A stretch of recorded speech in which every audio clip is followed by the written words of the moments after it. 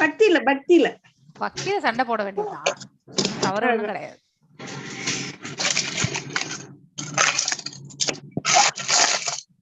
யாரோ பாத்திரம் துளக்குறீங்களா என்ன? சத்தமா வருது.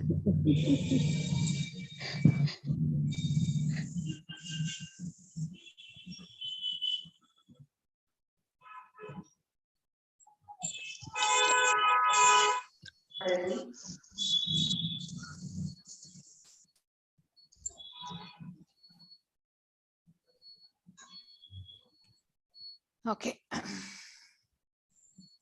நேத்து கொஸ்டின் கடைசியில நம்மளால எல்லாரும் கிளம்புற டைம் இல்லையா, இந்த 2 கொஸ்டின் முடிச்சிட்டு நம்ம வந்து சாப்டர் 3க்கு போகலாம்.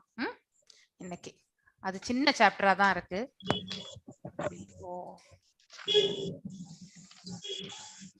ದರ್ಶನ್ ಅಲ್ಲಿ ಟೇಬಲ್ ಮೇಲೆ ಒಂದು ಡಾಕ್ಯುಮೆಂಟ್ ಇತ್ತಲ್ವಾ, ಜಗನ್ ಬಂದು ಎತ್ಕೊಂಡು ಹೋಗ್ನಾ? ಓಕೆ ಸರಿ ಸರಿ.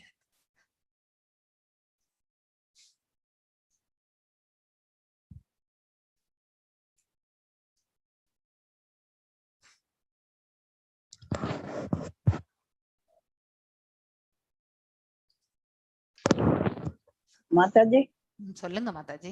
சுதர்மம்னா என்ன? சுதர்மம் எங்க நேத்து தானே படிச்சோம் நம்ம? ஆமா, சான்ஸ்கிரிட் வேர்டா? சான்ஸ்கிரிட் வேர்ட் மாதாஜி அது. சுதர்மம் நம்மளுடைய ஐ திங்க் ஸ்வதர்மம் மாதிரி தான் அது. சுதர்மம் என்றது நான் செக் பண்ணிட்டு சொல்றேன் மாதாஜி. சுதர்மங்கிறது மாதாஜி மாதாஜி பரிந்துரைக்கப்பட்ட கடமைகளா மாதாஜி? சுதர்மம் என்பது ஸ்வதர்மம் தான் பரிந்துரைக்கப்பட்ட நம்ம ஒவ்வொருத்தருக்கும் இருக்கக்கூடிய கடமைகள். ஸ்வதர்மம் மீன்ஸ் நம்மளுடைய கடமைகள். சனாதன தர்மம் மீன்ஸ் பொதுவுல வர்றது. இந்த சுதர்மம் என்பது ஒரு சமஸ்கிருத வார்த்தை தான். நேத்து நான் பார்த்தேன் மாதாஜி. நான் சொல்றேன் சுதர்மம்னா சுயதர்மம்னு அர்த்தம் மாதாஜி. சுயதர்மம் சுயதர்மம் கடமை. ஸ்வதர்மம்னு நம்ம இதுல கீதையில சொன்னீங்கல்ல மாதாஜி, அதுதான் சுலபமா போட்டிருக்காங்க, அவ்வளவு. ஓகே, நேத்து ஒரு தப்பு கூட பண்ணேன் நானு. அதாவது அந்த காலிய கலியன்னு படிச்சிட்டேன். I really felt very bad. அது இங்கிலீஷ்ல இருந்தா அது காலியா, அந்த மேல இருக்கிறது எனக்கு சரியா தெரியவே இல்லை. எனக்கு காலி தானே மாதாஜி? காலின்னு சொல்லி மேல இருக்கிறது மேல ஒரு லைன் வரும், ஒரு லைன் வரும். அந்த லைன் வந்தா அது வந்து இழுத்து பேசணும் நம்ம. அப்ப கலிக்கும் காலிக்கும் வித்தியாசம் இருக்கு இல்லையா? கலி வந்து இந்த யுகத்திற்கு அதிபதியாக இருக்கான் இல்லையா? கலி புருஷனாக இருக்கின்றான். புருஷன் காளி. மாதாஜி தமிழ்ல வந்து இந்த லகரம் எல்லாம் இருக்கு மாதாஜி, இங்கிலீஷ்ல வராது. ஆமா ஆமா, கரெக்ட் தான். குட். ஆக்சுவலி காளி தான் அந்த பத்தலுக்கு போடுற லீ போடுவோம். ஷாமலா தேவி மாதாஜி ரொம்ப நாளைக்கு அப்புறம் வந்திருக்காங்க ஆக்சுவலி, இல்லைங்களா? அன்மியூட் பண்ணி பேசுங்க மாதாஜி. வீட்ல மருமகள்லாம் கொஞ்சம் டெலிவரி ஆச்சு, அது மாதாஜி. ஓ கிரேட் மாதாஜி. Thank you for coming back, be in the great association. நான் வந்துறேன் மாதாஜி. அப்புறம் அக்டோபர்லயே திருப்பி அதே மாதிரி கொஞ்சம் லீவ் எடுத்துக்கோ மாதாஜி. இன்னொரு மருமக டெலிவரி ஆகும் அப்ப. ஓ வீட்ல உங்களுக்கு சுபங்கள் எல்லாம் நல்லபடியா ஆனா விட மாட்டாஜி, எப்படி இருந்தாலும் வந்துருவேன். அதாவது லீவ் எடுத்தாலும் வந்துருவேன். எனக்கு அது ரொம்ப பிடிக்கும். எனக்கு இது கிரேட் மாதாஜி. நம்ம இப்போ பிரேயர்ஸோட இந்த செஷனுக்குள்ள போகலாம். இது பக்தி ரசாமிர்த சிந்து, நீங்க ஜஸ்ட் கேட்டுக்கணும் அவ்வளவுதான். ஏன்னா நீங்க இந்த இப்பதான் நெக்டர் ஆஃப் இன்ஸ்ட்ரக்ஷன்ஸ் வாசிக்கிறீங்க. ஸோ அதெல்லாம் முடிச்சுட்டு தான் பக்தி ரசாமிர்த சிந்துக்கு வரணும். அதனால கன்ஃபியூஸ் ஆகாம பாத்துக்கோங்க. ஓகே. ஓம் நமோ பகவதே வாசுதேவாய. ஓம் நமோ பகவதே வாசுதேவாய. ஓம் நமோ பகவதே வாசுதேவாய. நாராயணம் நமஸ்கிருத்யம் நரம் சைவ நரோத்தமம் தேவீம் சரஸ்வதிம் வியாசம் ததோ ஜெயம் உதீரயேத். நஷ்டப்ராயேஷு பதரேஷு நித்யம் பாகவத சேவையாம் பகவத்ய உத்தம ஸ்லோகே பக்திர் பவதி நைஸ்திகி. ஓம் அஜ்ஞானதிமிராந்தஸ்ய ஞானாஞ்சனய ஷலாக்கய சக்ஷுருன்மிலிதம் येन தஸ்மை ஸ்ரீ குரவே நமः. ஸ்ரீ சைத்தன்ய மனோபீஷ்டம் ஸ்தாபிதம் येन பூதலே ஸ்வயம் ரூபா கதா மாஹ்யம் ததா ஸ்வாபதண்டிகம். हे कृष्णा करुण सिंधु दीनबंधु जगत्पते गोपेशा गोपिका कांत राध कांत नमस्तुते तप्त कांचन गौरांगी राधे वृंदावनेश्वरी वृषभानुसुते देवी प्रणमामि हरिप्रिये वाञ्छकल्पदारुभ्यश्च कृपसिन्धुभ्य एव च पतितनां पावनेभ्यो वैष्णवेभ्यो नमो नमः। जय श्री कृष्ण चैतन्य प्रभु नित्यानंद श्री अद्वैत गदाधर श्रीवासदि गौर भक्त वृंदा हरे कृष्णा कृष्ण कृष्ण हरे हरे हरे राम राम राम हरे हरे। नमः ओं विष्णुपादाय कृष्णप्रेष्ठाय भूतले श्रीमती भक्तिवेदांत स्वामिनी इति नामिने नामस्ते सरस्वती देवे गौरवाणी प्रचारिणे निर्विशेष शून्यवादे पाश्चायते देशधारिणे। जय श्री कृष्ण चैतन्य प्रभु नित्यानंद श्री अद्वैत गदाधर श्रीवासदि गौर भक्त वृंदा हरे कृष्णा कृष्ण कृष्ण हरे हरे हरे राम राम राम हरे हरे। So நாம் இன்னைக்கு இந்த ஸ்லோகங்கள் ஒரு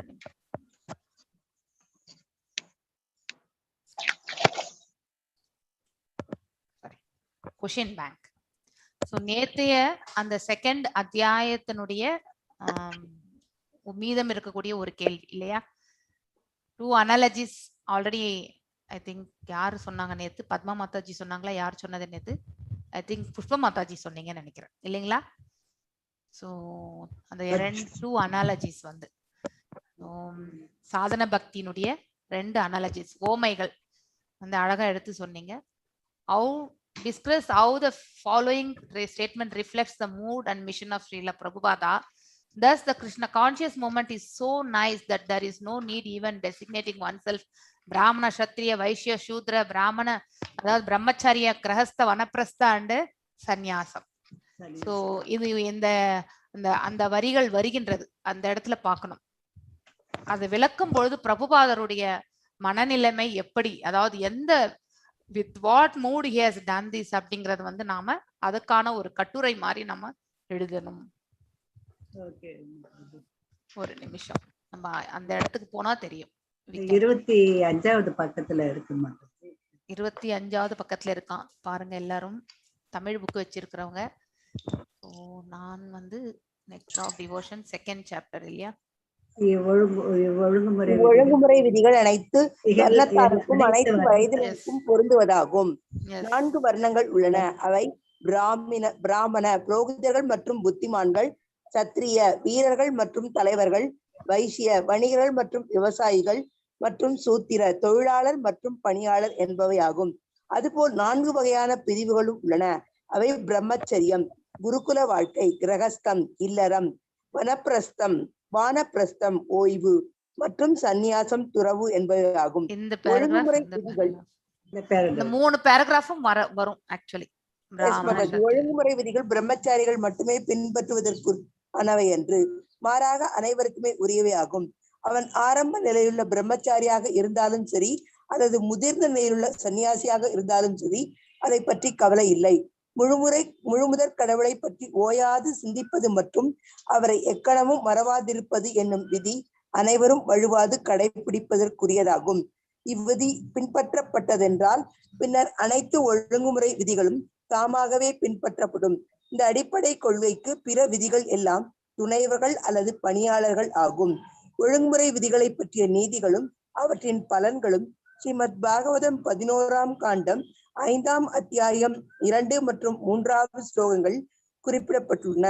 9 முனிவர்கள் ஒருவரான சமச முனிவர் நிமி என்றும் அரசனுக்கு உபதேசம் புரிகையில் கூறுகிறார்.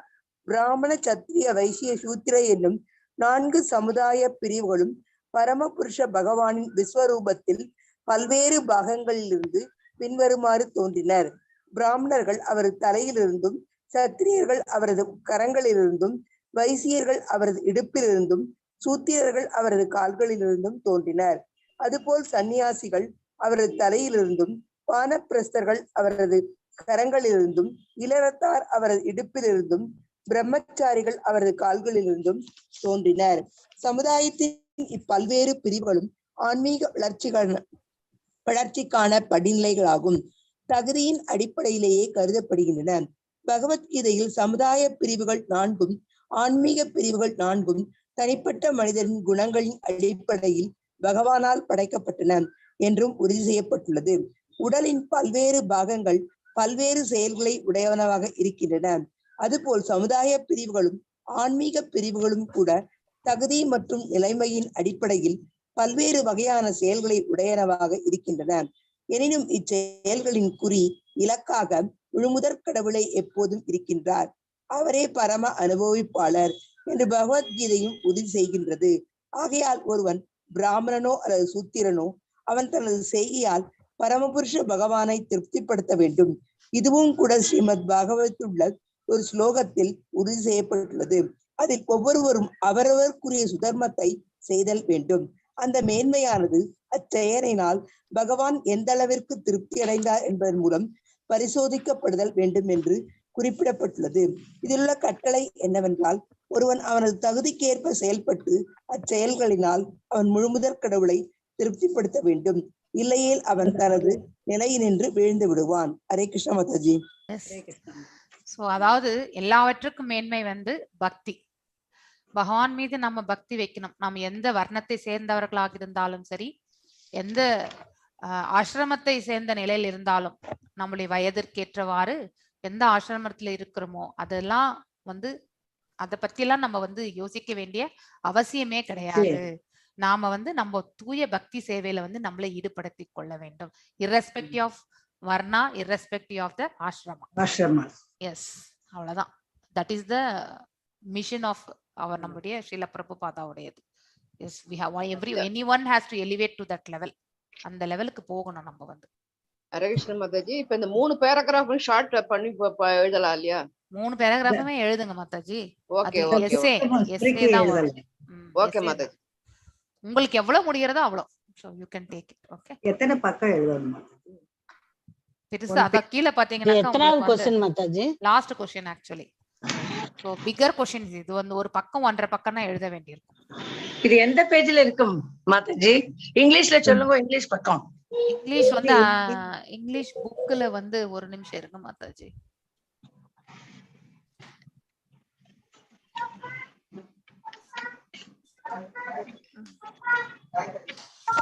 இங்கிலீஷ் புக் ஃபேக்டர் இல்லையா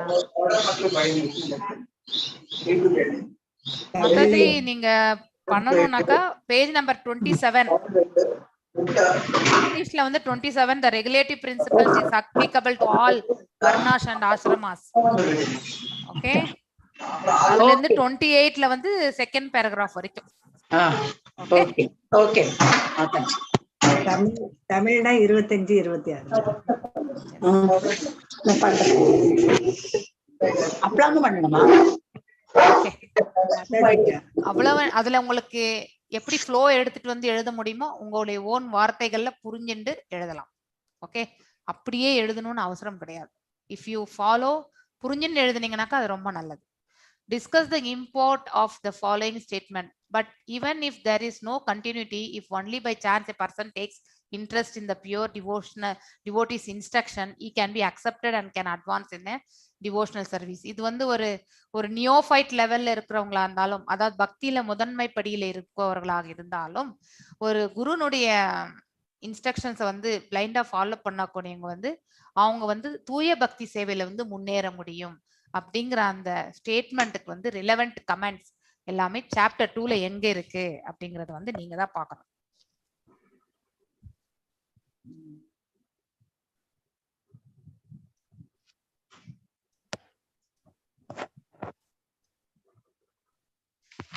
Spontaneous love, Krishna,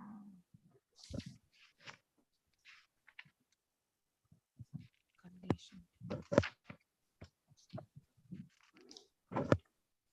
கண்டுபிடிச்சிட்டீங்களா?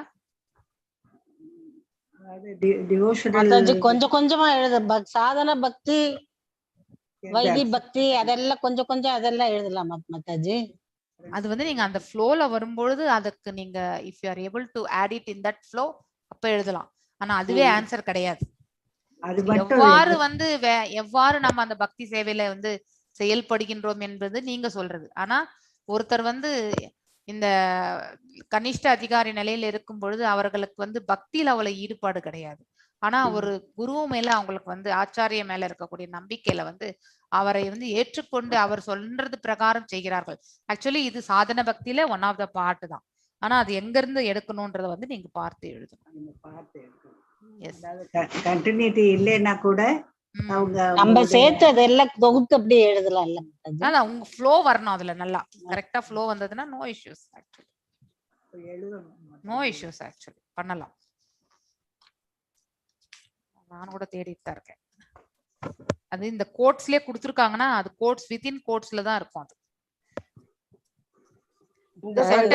அது டிவோஷன் அந்த மாதிரி இது தனித்தனியா இல்ல, படிச்சு ஃபுல்லா நம்ம அதை எடுத்து எழுதினாதான் முடியும் போல இருக்கு மாதாஜி. இப்ப நெக்டர் ஆஃப் டிவோஷன்லாம் இது அவ்வளவு சாமானியமா உங்களுக்கு ஈஸ்வரத்தெல்லாம் அப்படி இப்படி எடுத்து பார்த்து பார்த்து சொல்லிட்டோம்.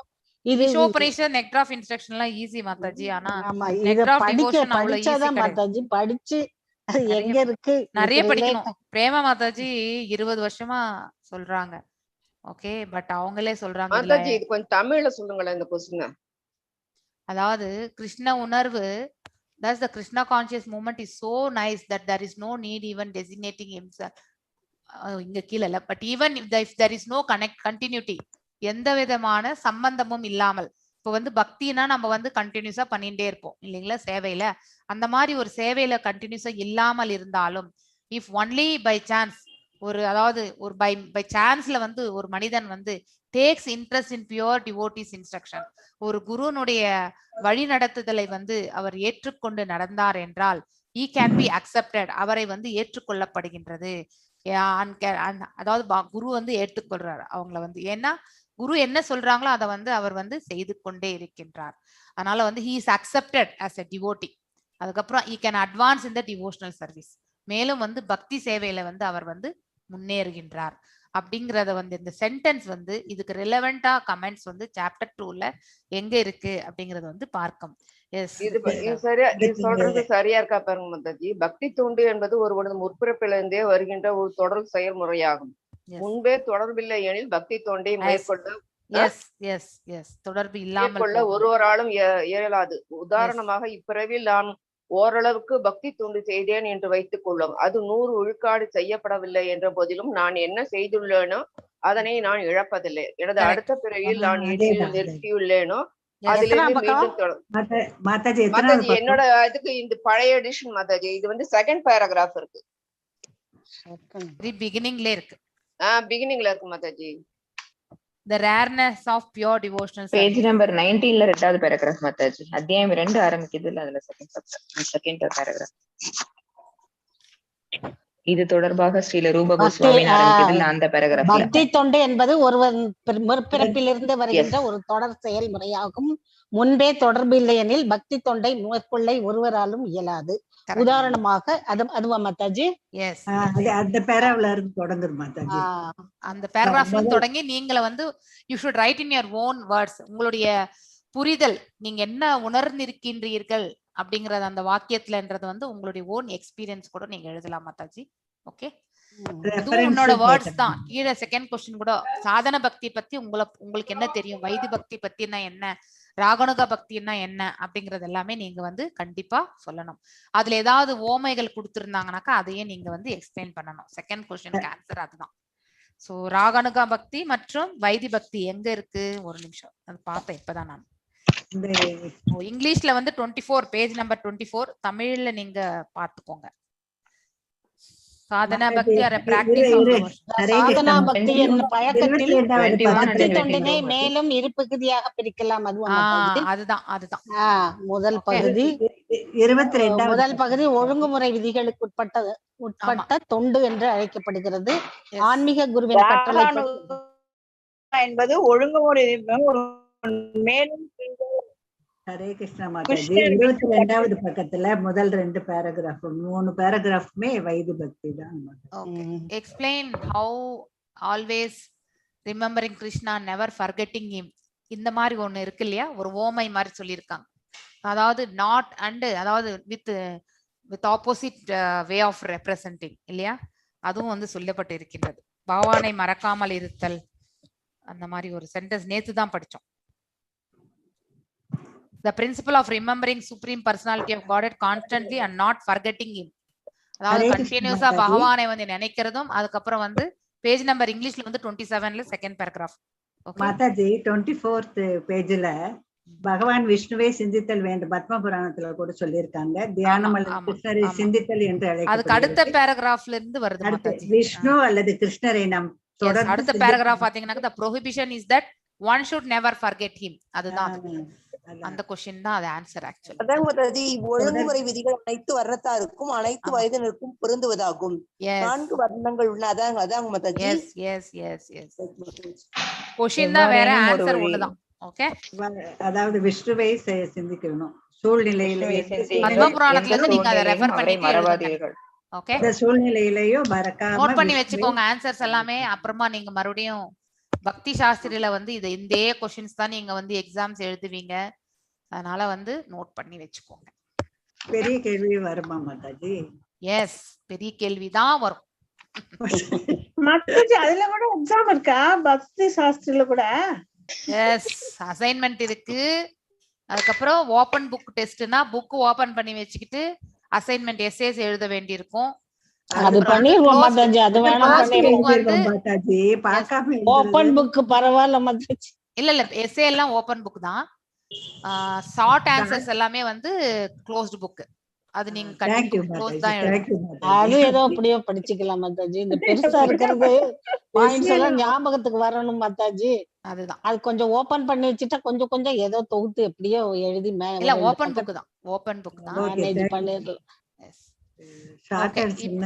ஹரே கிருஷ்ணா மாதாஜி. இது என்னைக்கு அனுப்பணுங்க மாதாஜி? இது எழுதி இது எழுதி அனுப்புறது இல்ல மாதாஜி, நீங்க எழுதணும் எக்ஸாம்.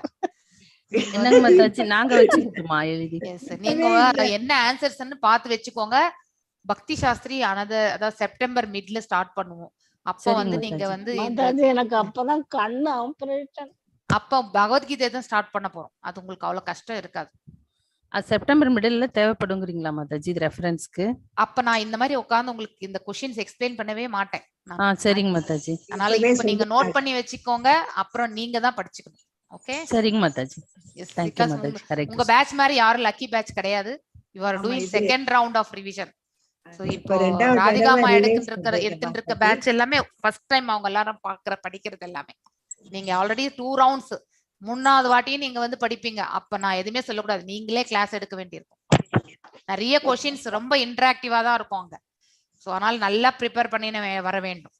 இந்த மாதிரி எல்லாம் நான் ஒரு வாட்டி வாசிக்கவே மாட்டேன் நான் இதுல. நான் ஆல்ரெடி இது செகண்ட் டைம் வாசிக்கிறது இல்லையா. சோ முன்னாடியே டாபிக் சொல்லிடுவீங்களா மாதாஜி? எஸ், ஒரு வாரம் ஒரு சாப்டர் அந்த எவ்வளவு முடிக்கிறோமோ அது மிச்சம் இருக்கிறது அப்படியே நீங்க அப்படியே கண்டினியூ பண்ணிட்டு போக வேண்டியதுதான். நாங்க என்ன சொல்லணும்ங்கறத சொல்லிடுவீங்களா? இல்ல நாங்க லெசன் பிளான் மாதிரி இருக்கும். அங்க வந்து क्वेश्चंसா வரும். அது என்ன பண்ணின்னு வரணும்ன்றது தெரியாது. இந்த சாப்டர் வாசிச்சுன்னு வாங்க, அவ்வளவுதான். You should be nook and corner. என்ன சொல்ல இருக்கு, இப்ப ரெஃபரன்சஸ் இருக்கு, ஓமைகள் இருக்கு, அதுக்கப்புறம் அனாலஜிஸ் கொடுத்துருக்காங்க. சாரி, அனாலஜி ஓமை ரெண்டும் ஒண்ணுதான். ஸோ ஓமைகள், அதுக்கப்புறம் வந்து சில சமஸ்கிருத வார்த்தைகள், இது எல்லாமே வந்து ரெஃபரன்சஸ் இருக்கும் இல்லையா. ஸோ இந்த புராணத்துல என்ன சொல்லியிருக்காங்க, முண்டகோபனிஷத்துல என்ன சொல்லியிருக்காங்க, அதே மாதிரி வந்து ஸ்வேதேஸ்வர உபநிஷத்துல என்ன சொல்லியிருக்காங்க, பாகவதத்துல என்ன சொல்லியிருக்காங்க, ரெஃபரன்ஸ் ஒரு அனாலஜி கொடுத்து அதுல என்ன சொல்லப்பட்டிருக்கின்றது, இல்லைன்னா சமஸ்கிருத வார்த்தைகளுக்கு மீனிங்கு. ஸோ இந்த மாதிரி வந்து பக்தி வந்து எத்தனை விதமா பிரிக்கின்றோம், அதை பத்தி எல்லாம் வந்து கேள்விகள் இருக்கும்.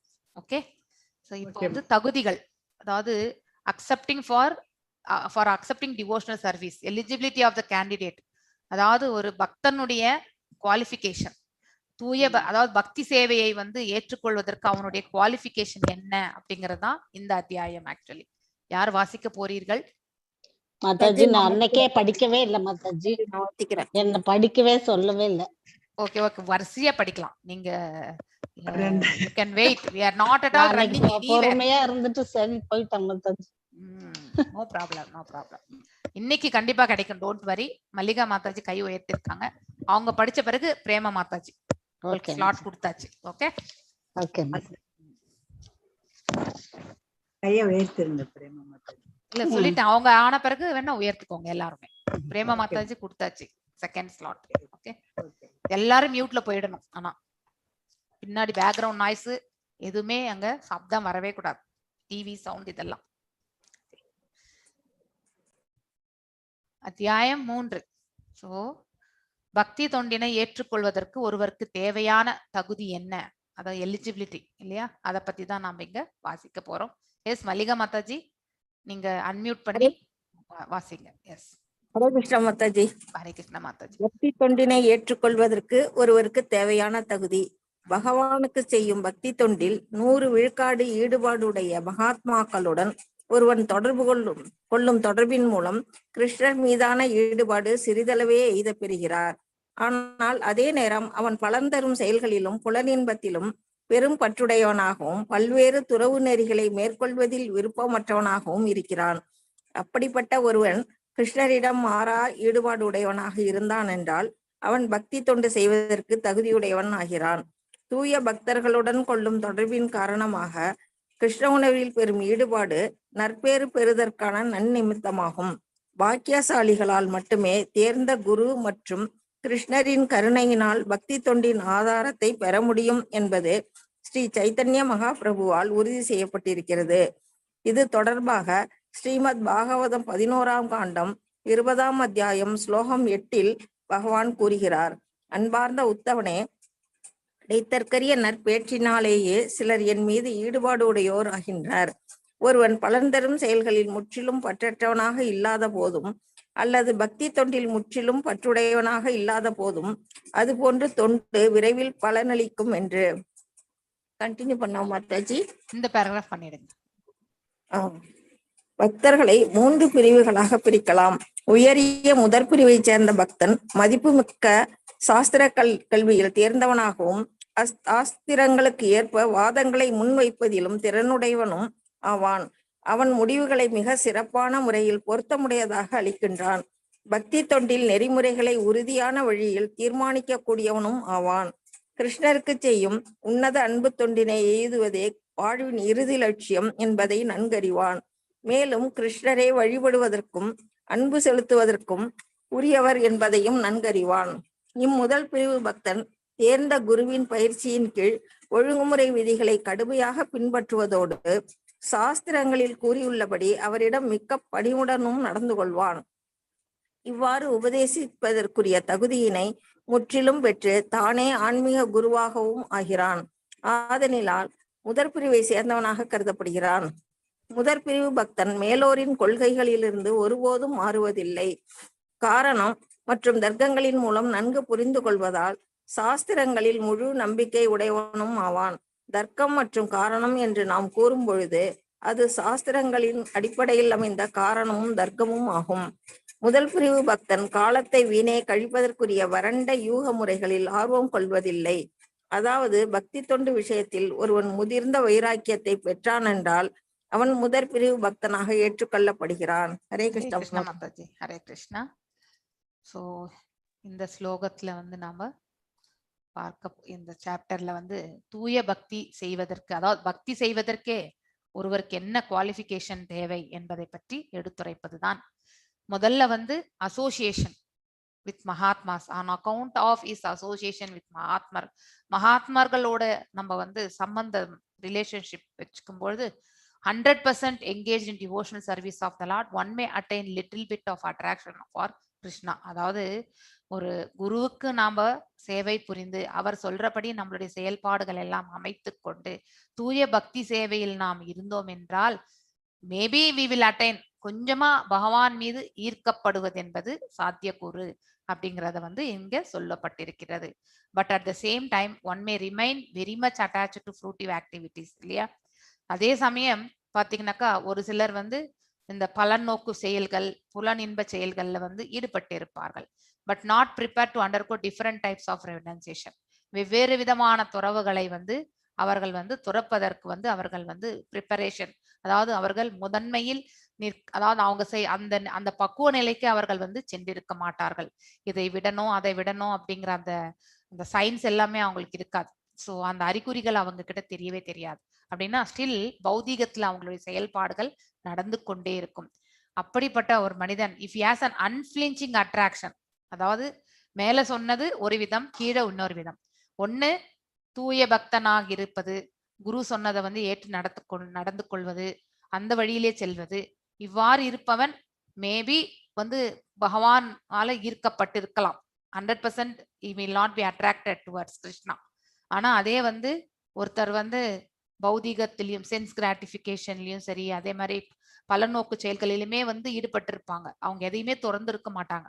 ஆனா அவங்களுக்கு வந்து if he has an unflinching attraction to Krishna, அதாவது எந்த விதமான மாறுபாடு அற்ற டீவியேஷன் இல்லாம attraction to Krishna becomes an eligible candidate for discharging devotional service. அதாவது அப்படிப்பட்ட ஒரு நபர் வந்து அந்த பக்தி சேவையை செய்வதற்கு அவர்கள் வந்து தகுதி அடைகின்றார்கள். சோ யாருக்கு தகுதி வந்து அதாவது அடையக்கூடிய அந்த தன்மை யாருக்கு குறைவாக இருக்கின்றது, கன்ஃபார்ம் ஆகாம இருக்கின்றது என்பதை இந்த இந்த ஒரு 4 வரியிலிருந்து நாம தெரிந்து கொள்கின்றோம். This attraction for Krishna consciousness in association with pure devotees is a sign of great fortune. Generally அந்த மேல சொல்லப்பட்டிருக்கக்கூடிய அந்த இது வந்து ராக அனுகா பக்தியில இருக்கிறவங்களுக்கு ஈஸியா வரும். அதாவது சடன் அவங்க நாட் ஒன்லி பக்தி, எந்த ஒரு செயல்பாடுமே அவங்க வந்து டைரக்டா அவங்க வந்து ஹிட் பண்ணக்கூடிய அந்த தன்மை அவருக்கு உண்டு. அந்த டிசிஷன் வந்து they will take very easily. அந்த மாதிரி வந்து மேலும் முன்னேறி செல்லணும்ன்ற அந்த ஆர்வம் நிறைய இருக்கும். அதே மாதிரி அவர்களுடைய ஆர்வம் பக்தியிலையும் அப்படியே எடுத்துட்டு போனாங்கன்னாக்கா அதுலயும் அவர்கள் மேன்மையாக அடைந்து விடுவார்கள். இது நம்ம தெரிஞ்சுக்கணும். சோ தூய பக்தி சேவை என்பது அசோசியேஷன் வித் பியோர் டிவோட்டிஸ்னாலதான் வரும். Is the sign of great fortune, அதாவது அவர்கள் செய்த புண்ணியங்கள் தான். அவங்க அதிர்ஷ்டசாலியா இருந்தா ஒரு குருனுடைய அனுகிரகம் வந்து அவர்களுக்கு கிடைக்கும். It is confirmed by Lord Chaitanya that only the fortunate persons by the mercy of both bona fide spiritual master and Krishna, பகவானுடைய அருளும் வேண்டும், அதே மாதிரி ஆச்சாரிய அங்கீகரிக்கப்பட்ட ஆச்சாரியுடைய அனுகிரகமும் வேண்டும். இருவருடைய அனுகிரகம் இருந்தா மட்டும்தான் நமக்கு வந்து புண்ணியங்கள் இருக்குன்ற அர்த்தம். இந்த மாதிரி ஒரு தகுதியை வந்து நாம் அடைய முடியும். By the mercy, அவங்களுடைய கருணையால் will get the seed of devotional service, அதாவது பக்தி சேவை என்னும் விதையை அவர்கள் வந்து பெறுகிறார்கள். In this connection, இந்த சேம் மேட்டர், இந்த ஒரு கருத்துக்கு கனெக்டிவிட்டியா வந்து கிருஷ்ண பரமாத்மா வந்து சொல்கின்றார் பாகவதத்துல 11th canto 20th chapter 8th verseல வந்து சொல்கின்றார். உத்தவரே, only by exceptional fortune does someone became attracted to me. எவ்வளவு அழகான வார்த்தை இல்லையா? எக்ஸப்ஷனல், அதாவது வந்து எல்லாருக்குமே இது வழங்குறது கிடையாது. ஒன்லி பை எக்ஸப்ஷன், சில தகுதிகள் மட்டுமே, அதாவது தகுதிகள்னு சொல்ல முடியாது, சில பேருக்கு மட்டுமே அந்த ஆப்பர்ச்சுனிட்டின்னு சொல்லலாம். ஒன்லி எக்ஸப்ஷனலா வந்து யாருக்கோ ஒருத்தருக்கு அதிர்ஷ்டம் இருந்தா they will get attracted to me, and even if one is not completely detached from the fruity activities, அதாவது அவர்கள் வந்து இந்த பலநோக்கு செயல்களிலிருந்து அவர்கள் வந்து முழுமையாக விடுதலை அடையாமல் இருந்தாலும், and is not completely attached to the devotional service, பக்தியில் அவர்கள் வந்து தன்னை முழுமையாக ஈடுபடுத்திக் கொள்ளவில்லை என்றாலும், such a service is quickly effective. அவர்கள் உடனடியாக வந்து அவர்கள் வந்து அந்த பக்தி பாதையில வந்து முன்னேறுகிறார்கள். That is a sudden increase. அதான் வைதி பக்தி என்பது நம்ம ஃபாலோ பண்றது. ஆனா வந்து சில பேருக்கு இந்த ராகனுகா பக்தி என்பது டக்குன்னு வந்துடும் இல்லையா?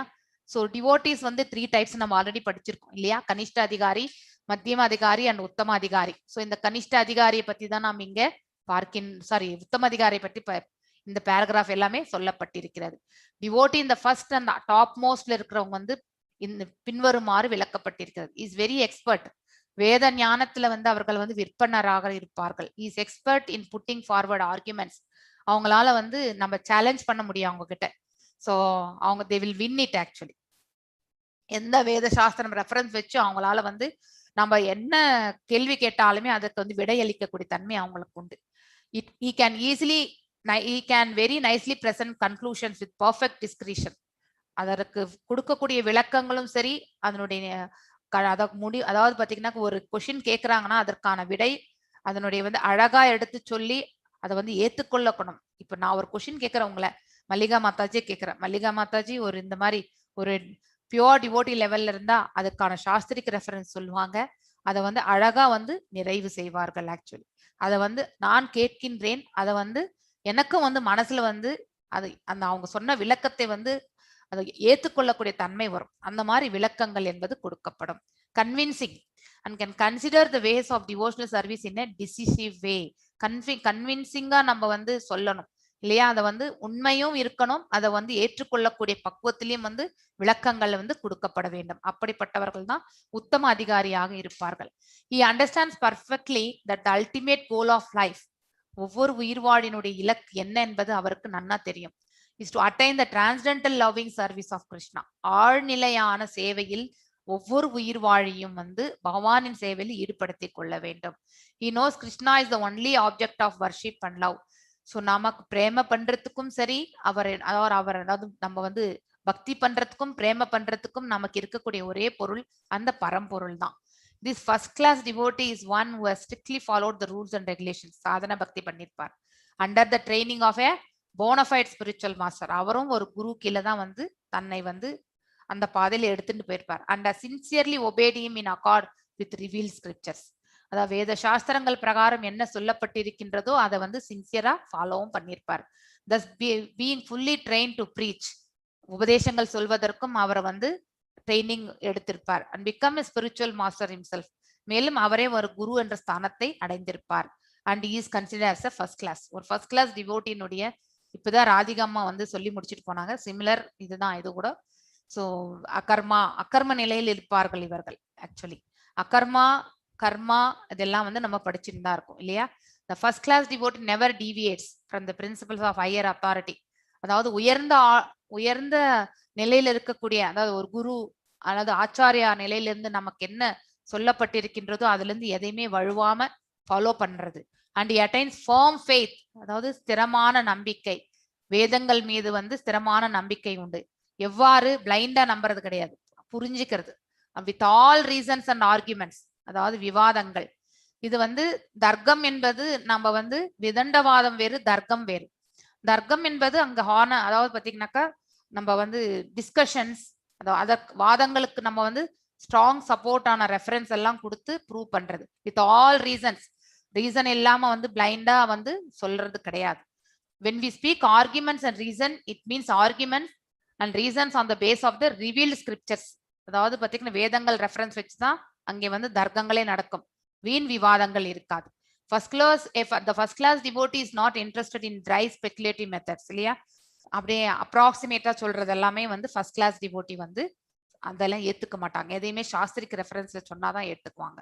in other words, one who has attained mature determination in the matter of devotional service can be accepted as a first class devotee. அதாவது ஸ்திரத்தன்மை எதுல? பக்தியில அவர்கள் வந்து ஸ்திரத்தன்மை அடையும் பொழுது அவரை வந்து மேன்மையான அதிகாரியாக ஏற்றுக்கொள்ளப்படுகிறார், உயர்ந்த அதிகாரியாக. Yes, next second class Prema Mataji வாசிங்க. ஹரே கிருஷ்ணா மாதாஜி. ஹரே கிருஷ்ணா. இரண்டாம் பிரிவு நீங்க இந்த 3 பேராகிராஃப் வாசிச்சிருங்க. உயர்வடைகிறான் வரைக்கும் படிக்கிறேன் மாதாஜி. ஒரு கருத்து. இரண்டாம் பிரிவு பக்தன் சாஸ்திரங்களின் வலிமையை கொண்டு வாதம் செய்வதில் மிகவும் தேர்ந்தவனாக இருக்க மாட்டான்.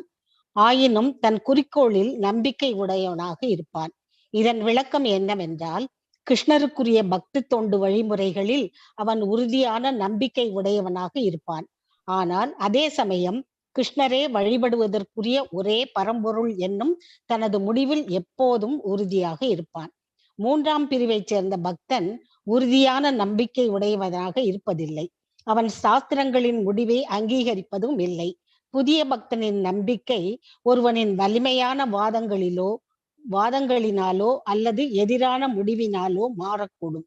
இரண்டாம் பிரிவை சேர்ந்த பக்தன் சாஸ்திரங்களிலிருந்து தர்க்கங்களையும் ஆதாரங்களையும் முன்வைக்க முடியாதவனாக இருந்த போதிலும் தனது லட்சியத்தில் முழு நம்பிக்கை உடையவனாக இருக்கின்றான். ஆனால் புதிய பக்தனோ தனது லட்சியத்தில் நம்பிக்கை வைப்பதில்லை. அதனால்தான் அவன் புதிய பக்தன் எனப்படுகிறான். புதிய பக்தன் பகவத்கீதையிலும் மேலும் பல பிரிவுகளாக பிரிக்கப்படுகிறான். அதில் 4 வகையான மனிதர்கள்: துயர்படுவோர், பொருள் வேண்டுவோர், அறிய விரும்புவோர், ஞானிகள் என்று 4 வகையான மனிதர்கள் பக்தி தொண்டினை தொடங்கி அவரவர்க்குரிய சுய திருப்தியின் பொருட்டு பகவானிடம் வருகின்றனர் என்று குறிப்பிட்டு இருக்கிறது. அவர்கள் சிலர் வழிபடும் தலங்களுக்கு சென்று தங்கள் துன்பங்களிலிருந்து விடுதலை பெறுவதற்காகவோ அல்லது பொருளாதார வளர்ச்சிக்காகவோ அல்லது தங்கள் அறிவு பசியை தீர்த்து கொள்வதற்காகவோ இறைவனை வழிபடுகின்றனர். இறைவனின் மகத்துவத்தை நன்குணர்ந்த ஞானியும் கூட புதிய பக்தர்களோடு சேர்ந்தே எண்ணப்படுகிறான். இவ்வாறான ஆரம்ப நிலையில் உள்ளவர்கள் தூய பக்தர்களுடன் தொடர்பு கொண்டால் அவர்கள் 2ஆம் பிரிவு பக்தர்களாகவோ அல்லது முதற் பிரிவு பக்தர்களாகவோ உயர்வு பெறலாம். புதிய பிரிவைச் சேர்ந்த பக்தனுக்கு எடுத்துக்காட்டாக விளங்குபவர் துருவ மன்னர் ஆவார். அவர் தனது தந்தையின் ஆட்சியை வேண்டி தம்மை பகவானின் பக்தி தொண்டில் ஈடுபடுத்தினார். இறுதியில் முழு தூய்மை பெற்றவுடன் அவர் பகவானிடமிருந்து எந்த விதமான மண்ணுலக நன்மையும் பெற மறுத்துவிட்டார்.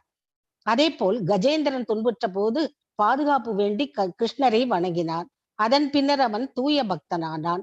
அதுபோல சனகர், சனாதனர், சனந்தர், சனத்குமாரர் போன்றோர் ஞானிகள் பிரிவை சேர்ந்த துறவிகளாவார். அவர்களும் கூட பக்தி தொண்டினால் வயப்பட்டவர்களே. இது போன்ற நிகழ்வு நைமிச்சாரண்ய வனத்தில் சௌனக முனிகரின் தலைமையில் நடைபெற்ற கூட்டத்திலும் நிகழ்ந்தது. அவர்கள் அறிவிப்பசி மிக்கவர்களாக சூத கோஸ்வாமியிடம் எப்போது கிருஷ்ணரை பற்றிய செய்திகளையே கேட்டுக்கொண்டிருந்தனர். இவ்வாறு அவர்கள் ஒரு தூய பக்தரின் தொடர்பினை பெற்று அதன் மூலம் தாமே தூய பக்தர்களாயினர். ஆகையால் இதுவே ஒருவன் உயர்வு பெறுவதற்குரிய வழியாகும். ஒருவன் எத்தகைய நிலையில் இருந்தாலும் அவன் தூய பக்தர்களுடன் தொடர்பு கொள்ளும் நற்பேறு பெற்றானெனில் அவன் 2ஆம் பிரிவு அல்லது முதற் பிரிவு பக்தனாக உயர்வடைகிறான். ஹரே கிருஷ்ணா மாதாஜி. ஹரே கிருஷ்ணா. இப்போ 2ஆம் தரம் நிலை, அதாவது மத்தியம அதிகாரி. Is not very expect. அவருக்கு எல்லாருக்கும் எல்லா விதமான வேத சாஸ்திரங்கள் எல்லாம் தெரியாது. அதாவது ஆர்கியூ பண்ணக்கூடிய நிலையில இருக்காது. ஆனா அவங்களால படிச்சு எக்ஸ்பிளைன் பண்ண, புரிஞ்சுண்டு ரியலைஸ்டா அவங்களால எக்ஸ்பிளைன் பண்ண முடியும். ஆனா ஒரு தர்க்கம் பண்ணும் பொழுது, விவாதிக்கணும்னு நினைக்கும் பொழுது, அப்போ அதுல போய் அவங்களால ஆர்கியூ பண்ணி வின் பண்ண முடியாது. அந்த அளவுக்கு எக்ஸ்பர்ட் இருக்க மாட்டாங்க. பட் அவர்களுக்கு திடமான நம்பிக்கை உண்டு பகவான் மீது. The purpose of this description is that, அதாவது second class devotee has firm faith, அதாவது ஸ்திரமான நம்பிக்கை. எதன் மீது? அதாவது தூய பக்தி சேவையின் மீது, பகவானுக்கு செய்யக்கூடிய தூய பக்தி சேவையின் மீது அவர்களுக்கு ஸ்திரமான நம்பிக்கை உண்டு. But he may sometimes fail to offer arguments and decisions. சில சமயத்துல அவங்களால டிசிஷன் வழங்க முடியாது. அதாவது வாதங்களில் விவாதிக்க முடியாது. அதாவது வேத சாஸ்திரங்கள் ரெஃபரன்ஸ் வச்சு நம்ம எதிர்த்தரப்புல இருக்கக்கூடியவங்களோட அவங்களால விவாதிக்க முடியாது. But at the same time he will still undaunted within himself as to his decision that Krishna is a supreme object of worship. ஆனா அவ்வாறு அவர்களால் வாதம் செய்ய முடியாவிட்டாலும் தன்னுடைய உறுதியான இலக்கு யார் என்பது அவங்களுக்கு திண்ணமாக தெரியும். மனசுல ஸ்திரமாக பதிய வைத்துக் கொள்வார்கள். மூன்றாவது பாத்தீங்கன்னாக்கா third class devotee, one whose faith is not strong. அதாவது அவங்களுடைய நம்பிக்கை என்பது, கடவுள் நம்பிக்கை என்பது அவங்களுக்கு இருக்காது. நம்ம சொன்ன உடனே அவங்க ஏத்துக்கவும் மாட்டாங்க. And who at the same time does not recognize the decision of revealed scriptures. அவங்களால வேத சாஸ்திரங்கள் என்ன சொல்றது என்பதை அவங்களால ரெஃபரன்ஸ் பண்ணவும் டிசிஷன் எடுக்கவும் கூட முடியாது. அவங்களால ரெகக்னைஸ் பண்ண கூட முடியாது. So neophyte faith can be changed by someone with strong arguments or by an opposite decision. இவங்க எந்த சமயத்துல வேணும்னாலும் இந்த பக்கம் அந்த பக்கம் தாவிடுவாங்க. ஒண்ணு ஸ்பிரிச்சுவலுக்கும் தாவாங்க, இல்லைன்னா மெட்டீரியலுக்கும் தாவாங்க. யாரு அவங்களுடைய விவாதத்துல ஸ்ட்ராங்கான ஒரு ஒப்பீனியன் சொல்றாங்களோ அது நாத்திகமா இருக்கலாம், ஆத்திகமா இருக்கலாம். அந்த நிலைக்கு இவங்க அந்த அந்த பக்கத்துக்கும் இந்த பக்கத்துக்கும் தாவிண்டே இருப்பாங்க. இவங்களுக்கு எந்த சிறபுத்தியே இருக்காது அவங்களுக்கு.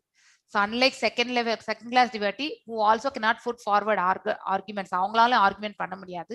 இவங்க இன்னும் கீழே, இவங்க எதுவுமே, இவங்களுக்கு நம்பிக்கையே ஃபர்ஸ்ட் இருக்காது. ஸோ பக்தி மேல இவங்களுக்கு நம்பிக்கை இருக்காது. ஸோ firm faith, திடமான நம்பிக்கை இருக்கணும் இல்லையா?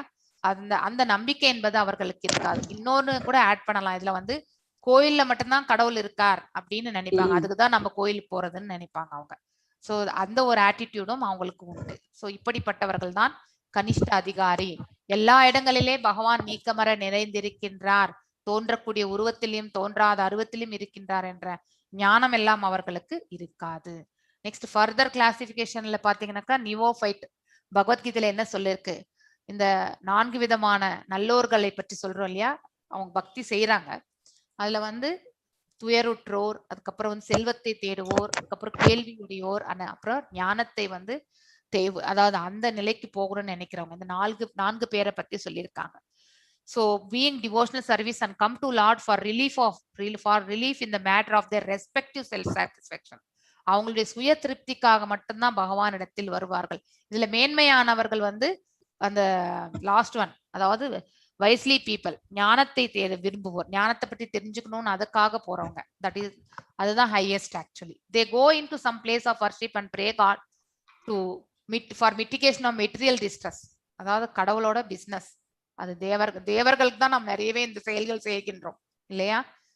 எனக்கு தெரிஞ்சு பெருமாள் கிட்ட போய் நாம் இது வேணும் அது வேணும்னு கேட்டதா எனக்கு நம்ம எங்க ரிலேட்டிவ்ஸ்லோட நான் பார்த்ததே இல்லை. ஆனா இந்த கடவுளுக்கு போய் அதை கேட்கணும் இதை கேட்கணும் தான் சொல்றதை நான் கேட்டிருக்கேன். நான் சரி, நாம் எல்லாரும் கூட அந்த நிலையில இருந்திருக்கோம். நமக்கு தெரியாது, வழி நடத்தப்படவில்லை. இது நன்மை, இந்த பாதையில தான் நம்ம போகணும், நம்ம வந்து எதையுமே கேட்க கூடாது, யார்கிட்டயுமே எதுவும் கேட்கக்கூடாது, வெறுமனே பகவான் கிட்ட கூட நம்ம வந்து பக்தி மட்டும்தான் செய்யணும் அப்படிங்கிற அந்த கைடன்ஸ் நமக்கு இருக்கக்கூடிய பெரியவங்க யாருமே நமக்கு சொல்லி கொடுக்கவில்லை. ஸோ அதனால வந்து நாம வந்து அவங்க என்ன ஃபாலோ பண்ணாங்களோ அதையே தான் நம்ம ஃபாலோ பண்ணி இத்தனை ஆண்டுகளும் நம்ம வந்து செய்துட்டே வரோம். ஸோ இப்பெல்லாம் அதெல்லாம் நினைக்கும் பொழுது நம்ம எவ்வளோ, அதாவது ஒரு கிட்டிஷா பிஹேவ் பண்ணியிருக்கோம் இல்லையா? குழந்தைத்தனமா நம்ம எல்லாருமே ஒன்று மரியாதை அஜ்ஞானத்துல எவ்வளவு உழண்டு இருக்கோம் அப்படின்றது வந்து தெரிய ஆரம்பிக்கின்றது. இதெல்லாம் செய்யக்கூடாது அப்படிங்கிறது வந்து பிரவிற்த்தி நிவிற்த்தி பத்தி நம்ம தெரிஞ்சுட்டு அதன் பிரகாரம் நடந்துட்டு வரும்பொழுது நமக்கு இதெல்லாம் முன்னாடி செஞ்சோம்ல, அதெல்லாம் செய்திருக்க கூடாது இல்லையா அப்படிங்கிற ஒரு மனசும் நமக்கு வருகின்றது. ஆனா சோபர் மேன், அதாவது நிதான புத்தியுடைய மனிதன், who simply, யாரோ அன்மியூட்ல இருக்கீங்க, கொஞ்சம் தயவு செஞ்சு மியூட் பண்ணிக்கோங்க, realizes the greatness of God is also counted among the neophytes. Such beginners can be elevated to the second class. ஆனா சில பேர் வந்து அவங்க வைஸ்மேன் சிம்பிளி, அதாவது ஒரு ஞானமுடைய மனிதன் வந்து கடவுளுடைய உயர்ந்த ஆளுமையை இப்ப எல்லாம் இருக்கக்கூடிய நம்பிக்கையை அவன் வந்து விருதி செய்து கொள்ளும் போது சடனா வந்து he will be elevated to the மத்தியம் அதிகாரிக்கு வந்து அவர் வந்து எலிவேட் ஆறார். அதுக்கப்புறம் வந்து அதாவது உத்தம அதிகாரிக்கு போகிறதுக்கு கூட அவனுக்கு மார்க்கம் உண்டு. ஒரு குருனுடைய அனுகிரகத்தோட அந்த அசோசியேஷன்ல இருந்தா he can elevate to the pure devotee level. Example துருவ மகாராஜ் சொல்லலாம், அப்புறம் பிரகலாத் மகாராஜ் சொல்லலாம். நம்ம இவங்க எல்லாருமே கஜேந்திரா, அவரும் வந்து ஒரு அரசனாக இருந்து அந்த சாபத்தினால வந்து யானையாக ஆனது. எல்லா இடங்களிலுமே பகவானுடைய ரட்சணை என்பது இருந்தது இல்லையா? அவங்களுடைய இலக்கே வந்து பக்தி, அவ்வளவுதான். முதல்ல வந்து அவங்க வந்து அதாவது சுய புலனுக்காக தான் ட்ரை பண்ணாங்க. துருவ மகாராஜ் அரசாளனும் தந்தையுடைய உரிமை தனக்கு தான் அப்படிங்கிற அந்த இதுல இருந்தார். ஆனா காட்டுக்கு சென்று தவம் பண்ண பிறகு அந்த அரியணை விட பகவானுடைய பக்தி தொண்டே மேன்மையானது, எனக்கு இந்த பௌதீக ஆசை எல்லாம் எதுவுமே இல்லை, ஐ டோன்ட் வாண்ட் எனிதிங், இந்த வரங்கள் எனக்கு எதுவும் தேவையில்லை அப்படின்னு சொல்லிட்டு பகவான் கிட்ட சொல்லிடுறாங்க. உங்களுடைய தூய பக்தி சேவை ஒன்றே போரும் பெருமானே அப்படின்னு சொல்லிட்டு துருவ மகாராஜ் வந்து எடுத்துரைக்கின்றார். அதே மாதிரி கஜேந்திரனுக்கும் மோட்சம் அளிப்பதும் பகவான் வந்து வருகின்றார். சிமிலர்லி சனகா, சனந்தா, சனாதனா, சனத்குமார் இவங்க எல்லாருமே தோன்றாத அருவத்தின் மீதுதான் பக்தி செலுத்திக் கொண்டிருந்தார்கள். அதன் பிறகுதான் வந்து ஈவன் வியாசதேவர் also, even Sukadeva Goswami also, அதாவது வெறுமனே ஆற்றல் என்ற ரூபத்துல தான் பகவானை வந்து சேவித்தார். ஆனால் ரியலைசேஷன் என்று வந்து பக்தியில் அவர்கள் செல்லும் பொழுது அந்த டிவோஷனல் சர்வீஸ் நாரதருடைய, அதாவது பாத்தீங்கன்னா அவருடைய வழி நடத்துதல்ல தான் வியாசதேவர் வந்து அதை உணர ஆரம்பித்தார். அதுக்கப்புறம் தான் பாகவதமே எழுதினார். அவர் வந்து அது வரைக்குமே தோன்றாத அருவம் தான் அவருடைய இதுவுமே. சனாதனா இவங்க எல்லாரும் கூட தோன்றாத அருவ ரூபத்துல தான் பகவானை வந்து வழிபட்டிருந்தார்கள். ஆனால் அதற்கப்புறம் அவங்களுடைய ரியலைசேஷன் வந்த பிறகுதான் அவர்களும் இந்த தூய பக்தி சேவைக்கு வந்தார்கள். இதே போலதான் நைமிஷாரண்யத்துல கூடியிருக்கக்கூடிய சௌனிக ரிஷிகள் தலைமையிலான ரிஷிமுனிகள் எல்லாருமே இன்க்விஸ்டிக்கா, கேள்வி உடையோர் இல்லையா? அவங்க எல்லாருமே சுத கோஸ்வாமியிடம் வந்து கேள்வி கேட்கின்றார்கள். அந்த கேள்விகளுக்கான பதில்கள் தான் நாம பாகவதமா வாசிச்சுட்டே வரோம். Thus they achieved association. ஒரு உத்தம அதிகாரியுடைய அசோசியேஷன்ல இருக்கும்போது நாமளும் ஃபியூச்சர்ல ஒரு உத்தம அதிகாரி நிலைக்கு செல்லக்கூடிய மார்க்கம் நமக்கு கிடைக்கின்றது அவர்களுடைய வழி நடத்துதலால். In whatever condition one may be, எந்த ஒரு நிலையில் இருந்தாலுமே, if he is fortunate enough to associate with pure devotee, அவன் ஒரு அதிர்ஷ்டசாலியாக இருந்தால், ஒரு தூய பக்தனோட அவனுடைய தொடர்பு ரிலேஷன்ஷிப் இருந்தாக்கா, then very quickly is elevated to the second class or the first class platform. So அவன் கனிஷ்ட அதிகாரி நிலையில் இருந்தாலும் மத்தியம் அதிகாரி அல்லது உத்தம அதிகாரி நிலைக்கு அவன் வந்து சீக்கிரமாக மேலே செல்ல முடியும். எஸ் புஷ்பா மாதாஜி நெக்ஸ்ட் வாசிங்க. ஹரே கிருஷ்ணா மாதாஜி. ஹரே கிருஷ்ணா. இந்நான்கு வகை பக்தர்களை பற்றியும் பகவத்கீதை 7ஆம் அத்தியாயம் பேசுகிறது. அவர்கள் அனைவருமே புனிதர்களாக ஏற்றுக்கொள்ளப்படுகின்றனர். புனிதர்கள் ஆகாது ஒருவராலும் பக்தி தொண்டிற்கு வர முடியாது. பகவத்கீதையில் தொடர்ந்து புண்ணிய செயல்களை செய்து அதன் காரணமாக பாவங்கள் அனைத்தும் முற்றிலும் நீங்கிய பிறகே ஒருவனால் கிருஷ்ண உணர்வினை பெற முடியும் என்று விளக்கப்பட்டுள்ளது. மற்றவர்களால் ஒருபோதும் பெற முடியாது. அவர் தம் புண்ணிய செயல்களின் படிநிலைகளுக்கு ஏற்ப புதிய பக்தர்கள், துயருற்றோர், பொருள் வேண்டுவோர், அறிவு விரும்புவோர் மற்றும் அறிய விரும்புவோர் மற்றும் ஞானிகள் என்றும் 4 வகைகளாக பிரிக்கப்படுகின்றனர். புண்ணிய செயல்கள் செய்யாத ஒருவன் துன்பத்தில் வாடினாள் என்றால் அவன் லோகாயுதவாதியாக, கம்யூனிசவாதியாக, இன்னொரன்ன பிறராக மாறுகின்றான். அவன் இறைவன் மீது உறுதியான நம்பிக்கை இல்லாதவனாக இருப்பதால் அவர் மீது முற்றிலும் அவநம்பிக்கை கொள்வதன் மூலம் தனது துன்ப நிலையினை சரி செய்து கொள்ளலாம் என்று கருதுகிறார். எனினும் பகவான் கிருஷ்ணர் பகவத்கீதையில் இந்த 4 வகையான புதிய பக்தர்களிலும் ஞானி தமக்கு பிரியமானவன் என்று கூறுகிறார். ஏனென்றால் ஞானி அதற்கு கைமாறாக அவரிடம் உலகியல் நன்மைகள் எதையும் வேண்டுவது இல்லை. கிருஷ்ணரிடம் பற்றுடைய ஒரு ஞானி அதற்கு பதிலாக அவரிடமிருந்து துன்ப நீக்கமோ அல்லது பொருள் ஆக்கமோ வேண்டுவது இல்லை. இதற்கு பொருள் கிருஷ்ணரிடம் அவன் கொண்டிருக்கும் பற்றுக்கு அடிப்படை கொள்கையாக அவனிடம் ஆரம்பத்திலிருந்தே இருப்பது அன்பு ஒன்றே ஆகும். மேலும் அவனது ஞானம் மற்றும் சாஸ்திர அறிவின் மூலம் கிருஷ்ணரே முழுமுதற் கடவுள் என்பதையும் அவனால் நன்கு அறிந்து கொள்ள முடிகிறது. பகவத்கீதையில் பல்லாயிரம் பிறப்புகளுக்கு பின்னரே ஒருவன் உண்மை ஞானியாகி கிருஷ்ணரே வாசுதேவர், காரணங்களுக்கெல்லாம் மூல காரணம் என்பதை நன்கு அறிந்து வாசுதேவரை சரணடைகிறான் என்று உறுதி செய்யப்பட்டுள்ளது. ஆகையால் அவன் கிருஷ்ணரின் தாமரை திருவடிகளின் நிலை பெற்று படிப்படியாக அவர் மீதான அன்பின் வளர்ச்சி பெறுகிறான்.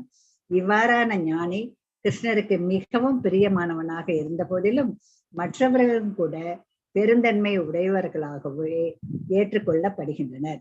ஏனென்றால் அவர்கள் துயர்படுவோராகவும் பொருள் வேண்டுவோராகவும் இருந்த போதிலும் தங்கள் திருப்திக்காக அவர்கள் கிருஷ்ணரிடமே வந்திருக்கின்றனர்.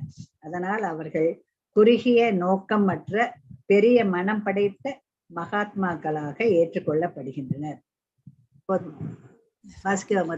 இந்த ஒரு பேராகிராஃப் முடிச்சிருங்க. ஓகே, ஹரே கிருஷ்ணா. ஒரு ஞானியின் நிலைக்கு உயர்வு பெறாத ஒருவனால் முழுமுதற் கடவுளை வழிபடுவதில் உறுதியுடையவனாக இருக்க முடியாது. மதியேற்றவர்களும் மாயையின் கவர்ச்சியால் பக்தியை பறி கொடுத்தவர்களும் இயற்கை குணங்களின் பாதிப்பினால் பல்வேறு தேவர்களிடத்து பற்றுடையவர்களாக இருக்கின்றனர். தான் இந்த உடல் அல்ல, ஜீவாத்மா என்பதை நன்கு அறிந்தவனே ஞானியாவான். தான் ஜீவாத்மாவென்றும் கிருஷ்ணர் பரமாத்மாவென்றும் அவன் உணர்ந்து கொள்ளும் காரணத்தினால் தனது நெருங்கிய தொடர்பாக கிருஷ்ணருடன் இருக்க வேண்டுமே என்று இந்த உடலுடன் இருக்கக்கூடாது என்று அறிந்தவன் ஆகின்றான். துயர்படுவோரும் பொருள் வேண்டுவோரும் உலகியல் கருத்துடைய வாழ்க்கையிலேயே இருக்கின்றனர். ஏனென்றால் அவர்கள் இருவரும் உடலுடன் உற்றடையோர் ஆவார். அறிவு பசி உடையவன் துயர்படுவோருக்கும் பொருள் வேண்டுவோனுக்கும் சிறிது மேலானவன் ஆவான். ஆயினும் அவன் இப்போதும் உலகியல் நிலையிலேயே இருக்கின்றான். ஆனால் கிருஷ்ணரை நாடும் ஞானியோ தான் ஜீவாத்மா அல்லது பிரம்மம் என்றும் நன்கு அறிந்தவன் ஆவான். தாழ்ந்ததும் முடிவுடையதுமான ஜீவாத்மா தன்னை எப்போதும் முடிவுற்றதும் பரமாத்மாவுமான கிருஷ்ணருடன் இணைத்து கொள்ள வேண்டும் என்பதையும் அவன் நன்கு அறிவான். இதுவே கிருஷ்ணருடன் ஞானிக்கு உள்ள உறவாகும். ஹரே கிருஷ்ணா மாதாஜி. ஹரே கிருஷ்ணா. சோ 4 விதமான பக்தர்களை பற்றி பகவத்கீதையில 7ஆம் அத்தியாயத்துல சொல்லப்பட்டிருக்கு. இப்ப நாம பார்த்தோம் இல்லையா, அந்த 4 பேர்கள், அவர்கள் எல்லாருமே பக்தர்கள் தான். They all have been accepted as pious, அதாவது தர்மத்தை அறிந்தவர்கள். without becoming pious, தர்மம் அறியாதவர்கள் no one can come to devotional service. தூய பக்தி சேவைக்கு அவங்களால வரவே முடியாது, பக்தி சேவையில என்ட்ரி பண்ணவே முடியாது. அதர்மவாதிகளால் பக்தி சேவையை வந்து புரிந்து கொள்ளவே முடியாது. So it is explained in Bhagavad Gita that only one has continually executed pious activities and whose sinful reactions in life have completely stopped. அதாவது முழுமையாக நிறுத்தப்பட்டு, அதாவது பாவ செயல்கள் இருந்து அவர்கள் முழுமையாக விலகி, then take to Krishna conscious, அதாவது கடவுள் உணர்வில் அவர்கள் செயல்படணும்னாக்கா அவர்கள் எத்தனையோ பிறவிகள் வந்து தர்ம செயல்களில் ஈடுபட்டிருப்பார்கள்.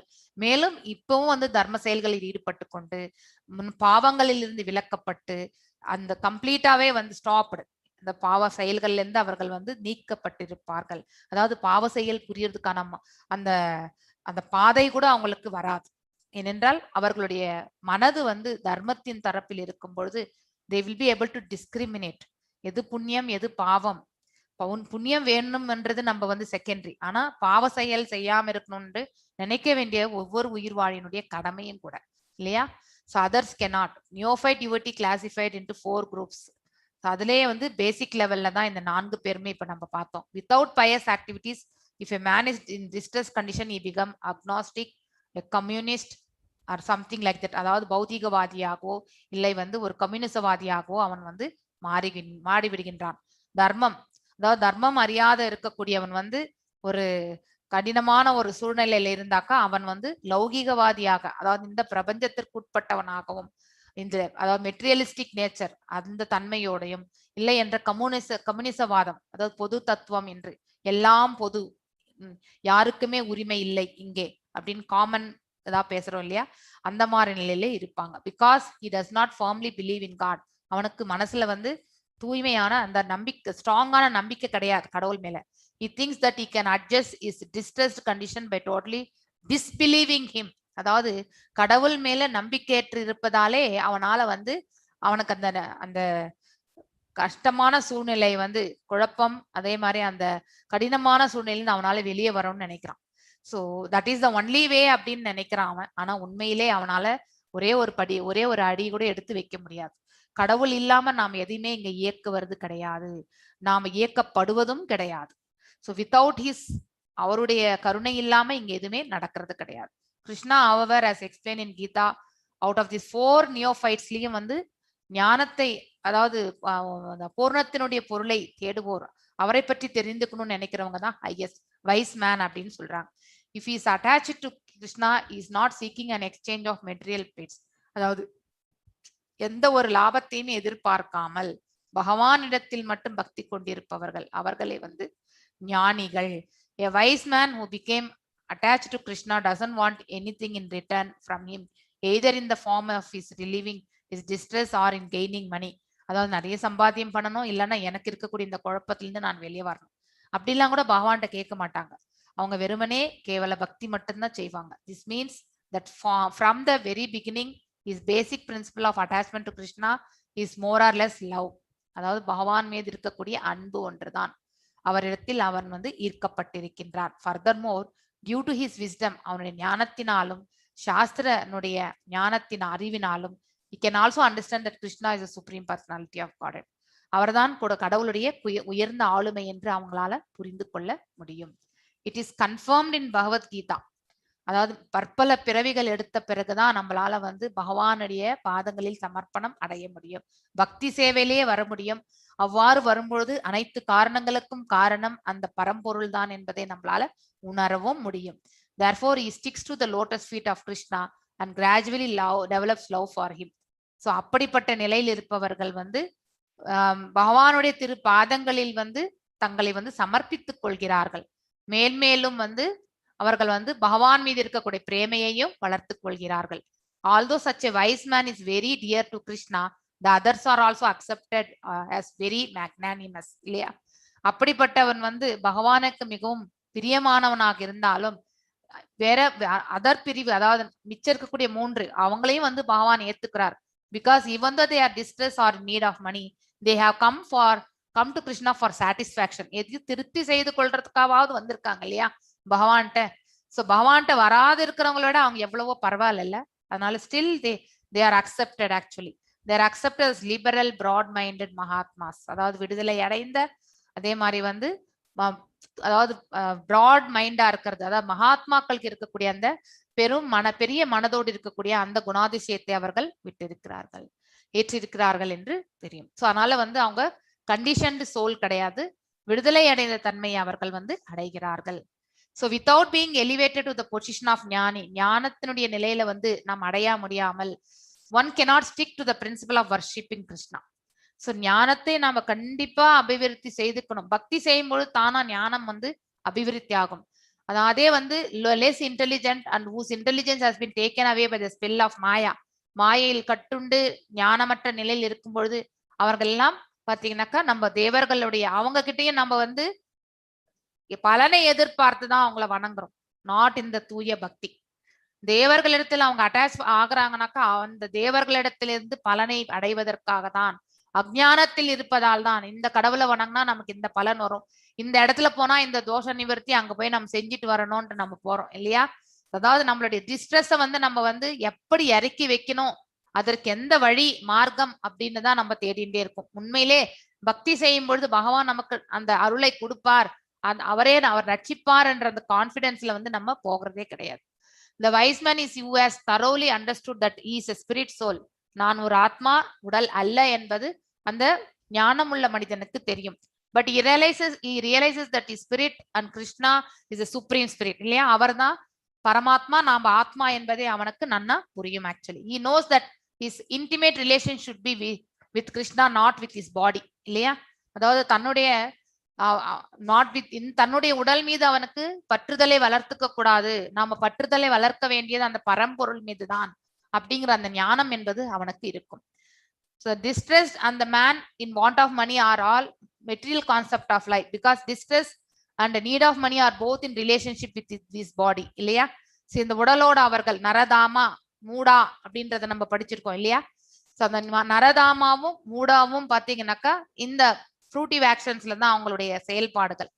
At a wise man who seeks Krishna knows perfectly well that he is a spirit soul or Brahman and Krishna is a supreme Brahman. இல்லையா, பரபிரம்மன் அவர் தான், நாம பிரம்ம நிலையை அடைந்தால் அப்படிங்கிறது வந்து ஞானத்தை வந்து மென்மையாக கொண்டவர்களுக்கு அது நன்னா புரியும்.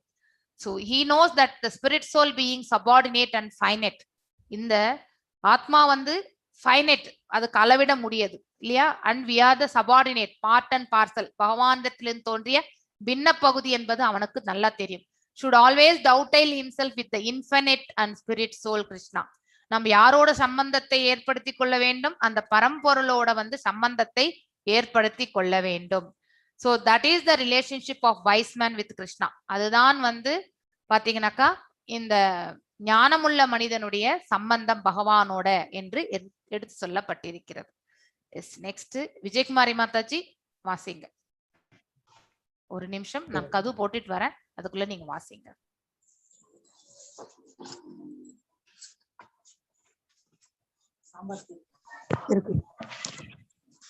மாதாஜி எதுல மாதாஜி படிக்கணும்? பகவத்கீதையில் 33ஆம் பக்கமா மாதாஜி? செகண்ட் பாடம் 33 உடற்கருத்துடைய வாழ்விலிருந்து தன்னை விடுவித்துக் கொண்டவனே தூய பக்தி தொண்டிற்கு தகுதியுடையவனாவான் என்பது உறுதி. இது பகவத்கீதையில் பிரம்மத்தை உணர்ந்து உலகியற் கவலைகளிலிருந்து விடுபட்டு செய்வதற்கு தகுதியுடையவனாவான் என்று உறுதி செய்யப்பட்டுள்ளது. முன்னரே குறிப்பிட்டுள்ளது போல் மூவகை இன்பங்கள், உலக இன்பம், ஆன்மீக இன்பம், பக்தி இன்பம் என்று இருக்கின்றன. பக்தி தொண்டும் அதை செய்வதால் வரும் இன்பமும் ஒருவன் மண் ஆசையின் பாதிப்பிற்குள்ளாகி இருக்கும் வரை சாத்தியமன்று. உலக இன்பத்திற்கான ஆசை அல்லது பரம்பொருளுடன் ஒன்று கலப்பது என்னும் ஆசை எல்லாம் உலகியற் கருத்துக்களாகவே கருதப்படுகின்றன. முழுமுதற் கடவுளுடன் கொள்ளும் தொடர்பினால் பெரும் ஆன்மீக இன்பத்தையும் அன்பு பரிமாற்றங்களையும் அருவவாதிகளால் போற்ற முடியாத காரணத்தால் பகவானுடன் ஒன்று கலப்பது அவர்களது இறுதி லட்சியமாக இருக்கின்றது. அவர்களின் இக்கருத்து உலகியற் கருத்தின் ஒரு நீட்டித்த நிலையாகும். உலகில் ஒவ்வொருவரும் தங்கள் சக மனிதர்கள் அல்லது அண்டை அயலார்கள் மத்தியில் தலைவனாக வர வேண்டும் என்றே முயற்சிக்கின்றனர். உலகியற் கருத்துடைய வாழ்வில் தங்கள் இனத்திலோ சமுதாயத்திலோ அல்லது தேசத்திலோ ஒவ்வொருவரும் மற்றவரை விட பெரியவனாக வேண்டும் என்று போட்டி போடுகின்றனர். இவ்வாறு பெரியவனாகும் எண்ணம் எல்லையற்ற நிலையில் விரிவடைகிறது. அதனாலேயே ஒருவன் உண்மையில் பெரியவற்றுள் எல்லாம் பெரியவனாக விளங்கும் பரமபுருஷ பகவானுடன் ஒன்று கலக்க வேண்டும் என்று விரும்புகிறான். சிறிதளவு வளர்ச்சி பெற்றதாயினும் கூட இதுவும் உலகியற் கருத்தே ஆகும். எனினும் ஒருவனது உண்மை நிலை பற்றிய முழு அறிவே இறைவனை ஆன்மீக கருத்துடைய வாழ்வாகும். அதில் ஒருவன் பகவானுடைய உன்னத அன்பு துண்டில் தன்னை இணைத்துக் கொள்வதை போதுமான அளவு அறிந்து கொள்கிறான். ஒருவன் தான் முடிவுடையவன் என்றும் பகவான் முடிவற்றவர் என்றும் அறிந்து கொள்ள வேண்டும். அதனால் என்னதான் ஆசைப்பட்ட போதிலும் பகவானுடன் ஒன்று கலப்பது என்பது உண்மையில் சாத்தியமற்றதாகும். இது அரிதினும் அரிதாகும். ஆகையால் ஆன்மீக உணர்விலோ பௌதீக உணர்விலோ மேலும் மேலும் முக்கியத்துவம் பெறுவதன் மூலம் எவனொருவன் தனது புலன்களை திருப்திப்படுத்தும் ஆசை உடையவனாக இருக்கின்றானோ அவனால் பக்தி தொண்டின் இனிய சுவையினை உண்மையில் அனுபவித்து மகிழ முடியாது. அதனால்தான் ஸ்ரீல ரூபகோஸ்வாமி இப்புத்தி பௌதீகம் மற்றும் முக்தி ஆன்மீகம் ஆசைகளை மந்திரவாதியின் சூனிய வித்தையின் பாதிப்பை உடையவை என்று ஒப்பிட்டு செய்கிறார். இந்த இரண்டிலும் ஒருவன் துன்பமே அனுபவிக்கிறான். புத்தி என்றால் உலகியல் இன்பம் துய்த்தல் என்று பொருளாகும். முக்தி என்றால் உலக இடர்களிலிருந்து விடுபட்டு பகவானுடன் ஒன்று கலத்தல். இவ்வாசைகள் பேய் பிசாசுகள் வாசம் செய்யும் இடத்தோடு ஒப்பிடப்படுகின்றன. ஏனென்றால் பௌதீக இன்பம் துய்த்தல் அல்லது பரம்பொருளோடு ஒன்று கலத்தல் என்பவற்றிற்கான ஆசைகள் இருந்து கொண்டே இருந்தால் பக்தி தொண்டின் உண்மையான உன்னத சுவையை ஒருவனால் சுவைத்து மகிழ முடியாது. ஒரு தூய பக்தன் முக்தியை பற்றி கவலைப்படுவதில்லை. பகவான் சைதன்ய மகாபிரபு கிருஷ்ணரிடம் வேண்டுகிறார், போற்றுதற்கரிய நந்தரின் மைந்தரே, பல அடியவர்களின் வடிவிலோ அளவற்ற செல்வத்தின் வடிவிலோ அழகிய மனைவியின் வடிவிலோ வரும் எந்த ஒரு விடுதலையையும் வேண்டேன். ஒன்றன் பின் ஒன்றாக நான் இப்புவியில் பல முறை பிறக்கலாம். ஆனாலும் நான் வேண்டுவதெல்லாம் உன் மீது நாம் கொண்டிருக்கும் பக்தி எப்போதும் மாறாதிருக்க வேண்டும் என்பதுவே. அடுத்த பேராக கண்டினியூ பண்ணிட்டுங்களா மாதாஜி? ஹரே கிருஷ்ண மாதாஜி. அடுத்த பேராக கண்டினியூ பண்ணிட்டுங்களா மாதாஜி? வேணாம் மாதாஜி, வேணாம். சாரி, மியூட்ல இருந்துட்டேன் நான். Sorry. Yes, it can be concluded. போன பேராகிராஃப்னுடைய தொடர்ச்சி தான் இது. Person who is freed from the bodily concept of life, அதாவது நாம் உடல் அல்ல ஆன்மா அப்படின்னு ரியலைஸ் பண்ணிருக்கக்கூடிய ஒரு ஆத்மா is an eligible candidate for the pure devotional service. அதுதான் eligibility. What is the eligible criteria? நான் உடல் அல்ல, நான் ஒரு ஆத்மா என்று யார் உணர்கின்றாரோ அவர்கள் தூய பக்தி சேவைக்கு அவர்கள் தகுதி பெறுகிறார்கள். It is also confirmed in Bhagavad Gita that after Brahman realization, அதாவது நம்ம இந்த ஞானத்திலும் யோகத்திலும் நிலை பெறுபவர்கள் அதிகபட்சமா பிரம்மன் அந்த நிலையை அடைகிறார்கள், சமாதி நிலையை அடைகின்றார்கள். when one is freed from the material anxieties, அதாவது இந்த உலகாயுதவாத விதமான அதாவது கடினமான சூழ்நிலைகள், பயம், அதனால் ஏற்படக்கூடிய பயத்திலிருந்து ஒருவன் விடுபடும் பொழுது can see everything, every living entity on an equal level, அதாவது எல்லாரையுமே சமநோக்கோட பார்க்கக்கூடிய அந்த மனப்பக்குவம் என்பது வருகின்றது. So and he is eligible to enter into the devotional service. அப்படிப்பட்டவன் தான் பக்தி சேவையில முன்னேறுவதற்கு, அடியெடுத்து வைப்பதற்கு தகுதி பெறுகின்றான். as stated before, 3 விதமான சந்தோஷங்கள். ஒன்று பௌதீக சந்தோஷம், இன்னொன்று ஆன்மீக சந்தோஷம், அதுக்கு அடுத்து பக்தியோ ஏற்படுறதுனால சந்தோஷம். அதாவது இது என்ன 3 விதமா இருக்கே அப்படின்னு நம்ம பாக்குறோம் இல்லையா? பௌதீகம் என்பது நமக்கு நன்னா தெரியும். இந்த லோகத்துல நாம இது இருக்கக்கூடிய செயல்பாடுகள் எல்லாவற்றிலுமே நாம ஈடுபட்டு அதனால நம்ம அதை அடையும் போது நமக்கு ஏற்படக்கூடிய சந்தோஷம். ஆனால் டிவோஷனல் சர்வீஸ் என்பது எப்பவுமே இருந்துட்டு இருக்கும். ஸ்பிரிச்சுவல் வந்து ஏதோ ஒரு இலக்கு, முக்தி மோக்ஷம் அந்த மாதிரி ஏதோ ஒண்ணு நம்ம வச்சிருப்போம், ஒரு டார்கெட் இலக்கு வச்சிருப்போம் இல்லையா, அது வந்து ஸ்பிரிச்சுவல் ஆயிடும். டிவோஷனல் என்பது சதா சர்வ காலமும் நம்ம இந்த உலகத்துல இருக்கிற இப்ப ஸ்டார்ட் பண்ணக்கூடிய இது வந்து நம்ம எப்பவுமே கடைசி வரைக்கும் எடுத்துட்டு போகணும்னு நினைக்கிறது தான் பக்தி என்பது. அதுல அன்பு இருக்கும். டிவோஷனல் சர்வீஸ் அன்பு இருந்தா மட்டும்தான் பக்தி, தூய பக்தி சேவையில நம்ம வந்து செல்ல முடியும். பகவான் மீது பிரேமையை நாம வளர்த்து கொண்டால்தான் நம்ம வந்து அவருக்கு தூய பக்தியே செய்ய முடியும். பிரேமையற்ற வெறுமனே இந்த சாந்த ரசா அதுல நம்ம செயல்படும் பொழுது ஸ்பிரிச்சுவல் தான் நம்மளால அட்டைன் பண்ண முடியும். Devotional service and happiness due to its execution are not possible as long as one is materially affected. பௌதிக இந்த உலகாயுதவாத செயல்களால் அவன் வந்து பாதிக்கப்பட்டிருந்தால் அவனால வந்து பக்தி சேவை என்பது செய்ய முடியாது. If someone has a desire for material enjoyment or for becoming one with supreme, இல்லையா, இந்த பௌதிக லாபம், அடுத்து integration with the merging with the Brahma Jyoti, then these both are considered material concepts. ஏனென்றால் இங்கே வந்து எதிர்பார்ப்பு இல்லையா, we are having expectation. So இதை அடையணும்ன்ற ஒரு எதிர்பார்ப்போட நம்ம செய்கின்றோம். Because the impersonalities cannot appreciate the spiritual happiness of association. அதாவது அசோசியேஷன்னாக்கா ஒருத்தரோட நம்ம ஏற்படுத்தி கொள்ளக்கூடிய ரிலேஷன்ஷிப், அது வந்து பக்தர்களோட நாம் ஏற்படுத்தக்கூடிய ரிலேஷன்ஷிப்னுடைய உன்னத தன்மையை வந்து இம்பர்சனலிஸ்டால வந்து புரிந்து கொள்ள முடிவதில்லை. அதே மாதிரி பகவானோட சம்பந்தத்தை, அந்த யோக நிலையில அவரோட சம்பந்தத்தை ஏற்படுத்தி கொள்ளும் போது தட் இஸ் லவ்விங் அஃபேர்ஸ் அப்படின்னு சொல்லுவாங்க. அதாவது மாதுரிய ரசத்தை பற்றி சொல்லப்பட்டிருக்கு, எக்ஸ்சேஞ்ச். ஸோ பகவானோட their ultimate goal is to become one with the lord. பகவானோட இணையக்கூடியது ஒண்ணுதான் அவங்களுடைய இலக்கே. This concept is simply an extension of the material idea. அதாவது மெட்டீரியல் ஐடியால வந்து என்ன இருக்கு, இந்த பௌதீகத்துல அடையணுன்றதுக்காக நம்ம அதாவது வணங்குறோம். இவங்க வந்து ஸ்பிரிச்சுவல் ஐடென்டிட்டியவே அழிச்சுண்டு பகவானோட இணைந்து விட வேண்டும் அப்படின்னு நினைக்கிறது. Every one trying to be the top most headman example. இந்த பௌதிகத்துல வந்து நம்ம ஒருத்தர் வந்து அடக்கி ஆளணும்ன்ற அந்த எண்ணம் நமக்கு உண்டு இல்லையா. நம்ம பக்கத்து வீட்டுக்காரன் கொஞ்சம் செல்வத்துல நம்மளை விட கம்மியா இருந்தா நாம அவங்கள வந்து ஓவர் ரைட் பண்ணுவோம். இதே மாதிரி அவர்கள் நம்மளை விட செல்வத்துல ஜாஸ்தியா இருந்தா அவங்க நம்மள வந்து ஓவர் ரைட் பண்ணுவாங்க. இது ஒருத்தர் நம்ம வந்து இந்த லோகத்துல நம்ம செய்து கொண்டுதான் இருக்கின்றோம்.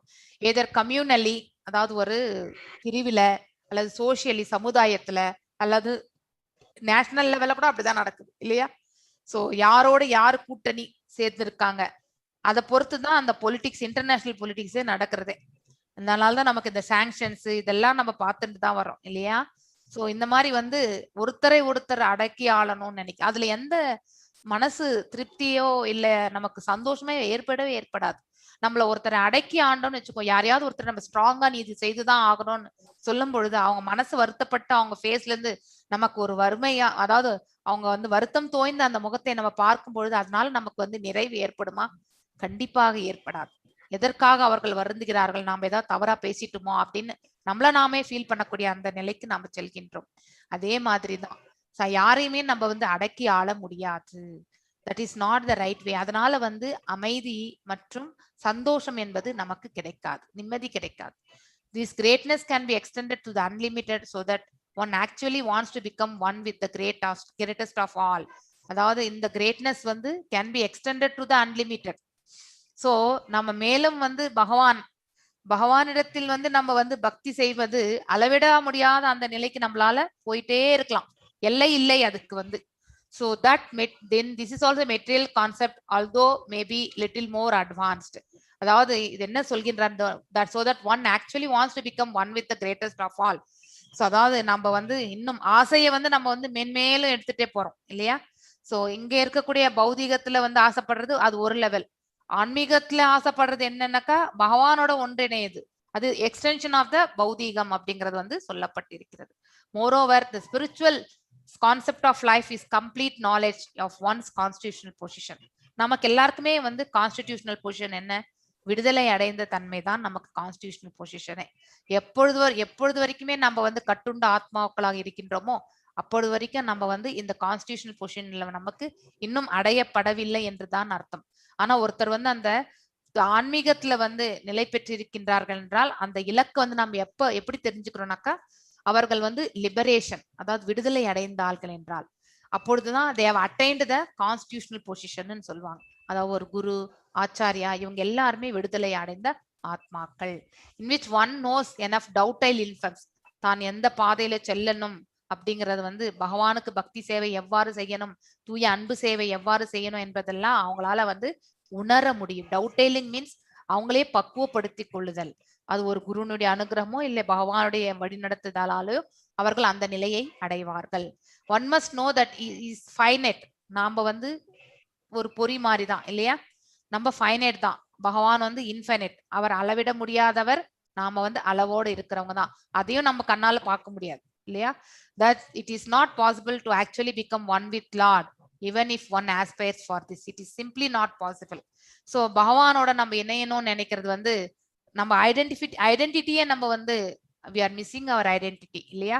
so அந்த ஆத்ம ரூபத்தையே நம்ம வந்து இழக்கின்றோம். anyone who has the desire or aspiration for satisfying his senses by becoming more and more important, அதாவது நாம வந்து எல்லாருக்கும் முன்னாடியும் முக்கியத்துவம் வாய்ந்தவராக நம்ம வந்து காட்டிக்கொண்டே இருந்தால், desiring and aspiring either in the material sense or in the spiritual sense. spiritual senseல கூட நம்ம வந்து spiritual senseல வந்து நம்ம வந்து மேன்மை அடைந்தவர்களாக நம்ம என்னைக்குமே காட்டிக்கொள்ளக்கூடாது. அது மிகவும் தவறு.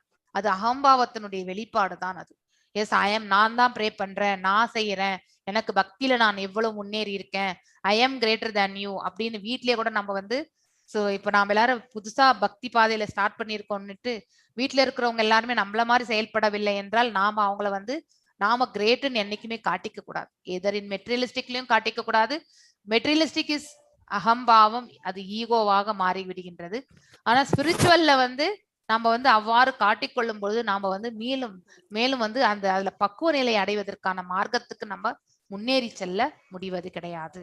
ஸோ cannot relish, உண்மையான அந்த சுவையை நம்மளால வந்து அதை வந்து உணர முடியாது. பக்தி சேவையினுடைய உண்மையான அந்த சுவையை வந்து நம்மளால ஸ்வீகரிக்கவே முடியாது. சோ அது ரொம்ப முக்கியம்.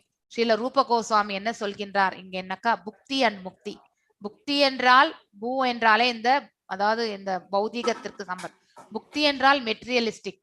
அதே மாதிரி வந்து முக்தி என்றால் இந்த இந்த இந்த பௌதீகத்துல கஷ்டங்கள்ல இருந்து விடுதலை அடையணும். அதுதான் இது ரெண்டுமே வந்து நமக்கு வந்து நன்மையான வழி கிடையாது. இது வந்து பிளாக் ஆர்ட் ஆஃப் விச், அதாவது வந்து ஒரு பிசாசனுடைய அதாவது அந்த இன்ஃப்ளூயன்ஸ், அதாவது நெகட்டிவா தான், ஒரு ஈவில்னுடைய இம்பாக்டா தான் சொல்கின்றார். சோ புக்தி மீன்ஸ் மெட்டீரியல் என்ஜாய்மெண்ட் இல்லையா. சோ இந்த பௌதீகத்துல நம்ம சந்தோஷிக்கிறது வந்து மெட்டீரியல் என்ஜாய்மெண்ட். முக்தி என்பது அந்த பௌதீகத்துல ஏற்படக்கூடிய சங்கடங்கள்ல இருந்து நம்ம வெளியே ஓடிடணும். அதுல இருந்து நம்ம வந்து தப்பித்துக்கிறது எப்படி, அதுக்காக நம்ம வந்து முக்தியை தேடுறது. சோ அந்த மாதிரி செயல்பாடுகள் வந்து நன்மையான ஒரு குறிக்கோளே கிடையாது actually. These desires are compared being haunted by ghosts and witches, because while these aspiration of material enjoyment or spiritual oneness with supreme remain, no one can release the actual transcendental taste of the devotional service. இப்படிப்பட்டவர்களுக்கு பகவானுடைய அந்த பக்தி சேவையினுடைய ஆழ்நிலையான அந்த ருச்சியை வந்து நம்மளால வந்து டேஸ்ட வந்து நம்மளால வந்து அதாவது உணரவே முடியாது. we cannot relish, அனுபவிக்க முடியாது. A pure devotee never cares for liberation.